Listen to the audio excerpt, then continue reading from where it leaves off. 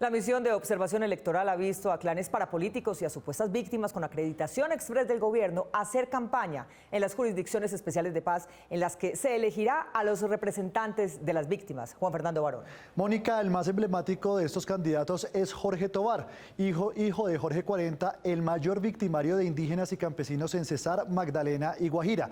Ayer él cerró su campaña con derroche de capital y sin víctimas en su audiencia. En medio de denuncias sobre la falta de garantías para que los candidatos a las 16 curules de paz que solo pueden aspirar si han sido reconocidos como víctimas de la guerra interna colombiana hagan sus campañas, se conocen nuevos informes sobre las irregularidades que rodean este proceso y sobre los nombres de quienes aprovecharán esas curules, entre estos, personas cercanas a los victimarios. Que me tiene muy emocionado. Jorge Tovar Vélez, hijo del sanguinario jefe paramilitar Jorge 40, quien es recordado con horror por las más de 300 masacres que se cometieron en poblaciones del Caribe colombiano a finales de los 90 y comienzos de la década del 2000, hizo su cierre de campaña en plaza pública sin ninguna víctima de su padre presente. Ver tantas personas aquí.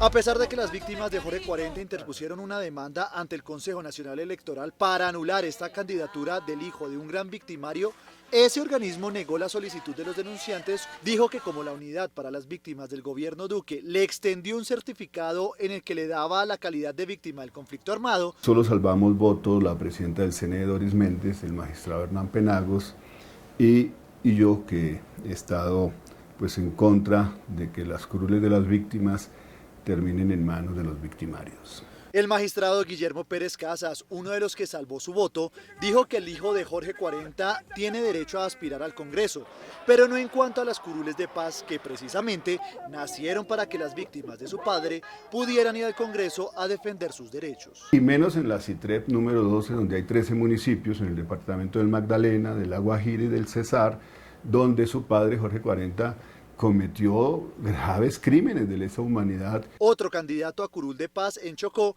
es James Hermenegildo Mosquera, que no tiene ningún antecedente personal o familiar como víctima del conflicto, sino quien apareció de la noche a la mañana argumentando una presunta amenaza en su contra. Mosquera denunció el 27 de octubre del año pasado que había sido amenazado por grupos guerrilleros. En un plazo extra rápido de 15 días, fue certificado por la Unidad para las Víctimas como uno de sus protegidos.